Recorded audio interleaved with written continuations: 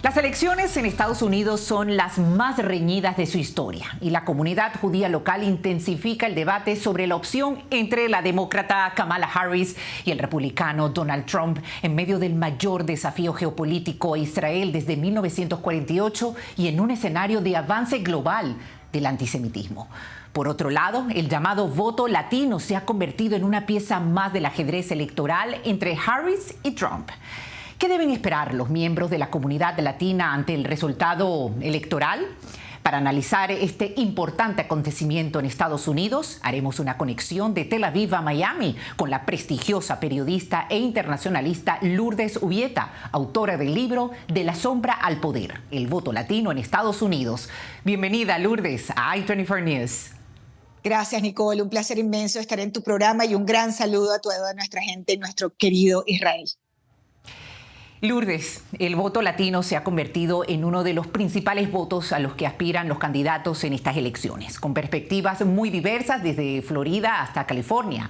¿Cómo visualizas las elecciones desde la perspectiva del voto latino? Bueno, como sabemos, el voto latino no es un ente monolítico, ¿no?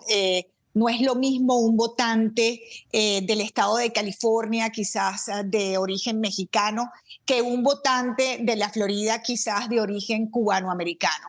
¿Por qué digo eso? Porque el origen del votante latino determina mucho hacia dónde se va a decantar su voto, ¿no? ¿Por qué? Porque no es lo mismo un votante, o sea, un inmigrante de origen latino que viene a los Estados Unidos por motivos económicos a otro que viene por refugio político, por mencionarte el caso de los cubanos o de los venezolanos, ¿no? Es un voto mucho más político.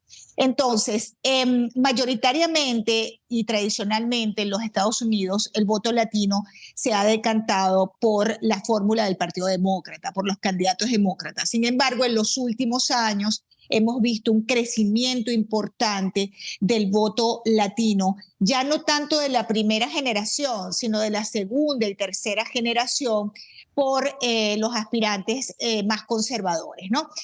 A partir de la aparición, por cierto, del presidente Trump en la escena política en el año 2006, se disparó la participación del votante latino y subieron esos números de latinos conservadores. Esto básicamente porque los latinos, al asimilarnos a la vida en Estados Unidos, pues sufrimos y padecemos las mismas situaciones que cualquier otra minoría o cualquier mayoría. Recuerda, Nicole y queridos televidentes, que los latinos somos la primera minoría de los Estados Unidos. Eso nos da un poder tremendo, no solamente en la participación, sino en la influencia política, pero lamentablemente los latinos votamos menos que los afroamericanos, que son la segunda minoría en el país. Entonces, uno de los grandes retos es, y que vamos a ver en esta elección, cómo se formuló ese voto, es en términos de participación, Nicole, porque el llamado, evidentemente, a que si tienes la capacidad legal de poder votar, ejerzas ese liderazgo tú como primera minoría y impongas tus agendas, ¿no? Digamos, tus agendas en el sentido de cuáles son los temas que interesan a la comunidad latina. Y básicamente, vuelvo y te repito, son los mismos que cualquier otra minoría o la mayoría, que son la economía, la crisis migratoria y de ahí en adelante otros temas que podríamos hablar de educación, de salud, etcétera. Bueno, justamente, Lourdes, de los 36.2 millones de latinos que tienen derecho al voto, este grupo demográfico es el que más ha crecido, como decías, desde las elecciones de 2020, sumando 4 millones de nuevos votantes. Sin embargo, aún hay unos más de 13 millones que no se han registrado para votar. ¿Qué buscan ahora, Lourdes Ubieta, los latinos en un candidato? Mira, yo creo que los latinos necesitamos más representación, ¿no? Y por eso hay que apelar también a más participación de latinos a cargos de elección popular. Es decir, los latinos en Estados Unidos, con ese poder que nos da ser la primera minoría del país supuestamente más grande del mundo, yo creo que es una convocatoria a que participemos más en política, ¿no? A buscar representantes, porque los representantes latinos se abocan a los intereses no solamente dependiendo de la figura que estemos hablando, sea un senador, sea un congresista, es a los intereses de su comunidad, ¿no? Y los latinos tienen intereses puntuales en los Estados Unidos. Por ejemplo, los latinos de origen venezolano están esperando una solución al tema de Venezuela, o los latinos de origen cubano están esperando una solución al tema cubano. Y pasan generaciones y sigue vigente ese tema, ¿no? Entonces, la representación política te garantiza que por lo menos esos temas se discutan, ya sea en el Congreso, ya sea digamos, a nivel un poco más bajo en el poder político, en alcaldías, en centros de poder estatal. Recordemos que en Estados Unidos los estados tienen un gran poder, no solamente el gobierno federal, sino los gobiernos estatales toman medidas sumamente importantes.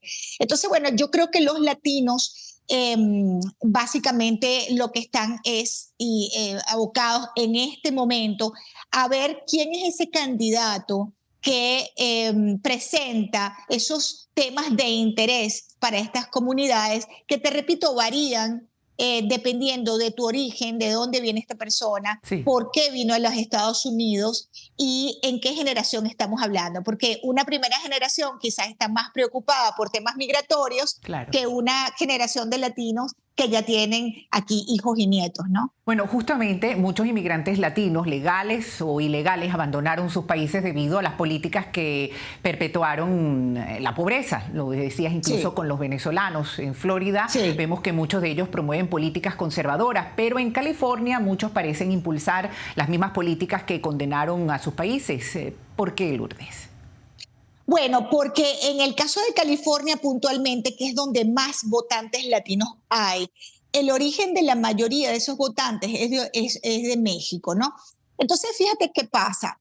El desarrollo de los latinos, hay muchos latinos que no están en las zonas urbanas, sino que están esparcidos por distintas áreas, en el caso de California puntualmente, eso pasa en todo el país, pero hablando de California puntualmente, y les es muy difícil, o digamos, maquinar una llegada, inscribirse en un partido político y luego ir a votar, etcétera. Entonces el Partido Demócrata ha hecho un gran trabajo en llegar a esas comunidades más lejanas de las grandes ciudades y llevarlos, ¿no?, a inscribirse, a votar. Hacen un trabajo, digamos, de raíz muy importante con la votación latina. Y por supuesto, también hay otro tema, y es que hay un concepto en un estado tan liberal como es California. California y Nueva York son de los estados más liberales que tenemos, que el sistema mismo plantea muchos beneficios, digamos, sociales para los inmigrantes. Y entonces, bueno, por supuesto, ayudas, una cantidad de beneficios que reciben que los motivan a votar por el Partido Demócrata. Ciertamente, cambiando un poco de este tema de elecciones, conoces, Lourdes, de primera mano el mundo judío, los judíos hispanos de los Estados Unidos y el mundo judío también en general. Con el aumento del antisemitismo en el país, ¿cómo crees que esto puede afectar las elecciones y cómo puede actuar? O sea, ¿cómo actuaría cada candidato al respecto? Bueno, te voy a dar mi opinión al respecto, ¿no? He visto, porque efectivamente casi que a diario estoy muy involucrada con los temas de Israel y de los judíos en los Estados Unidos. He visto cómo mayoritariamente la comunidad judía ha votado por los demócratas en los Estados Unidos.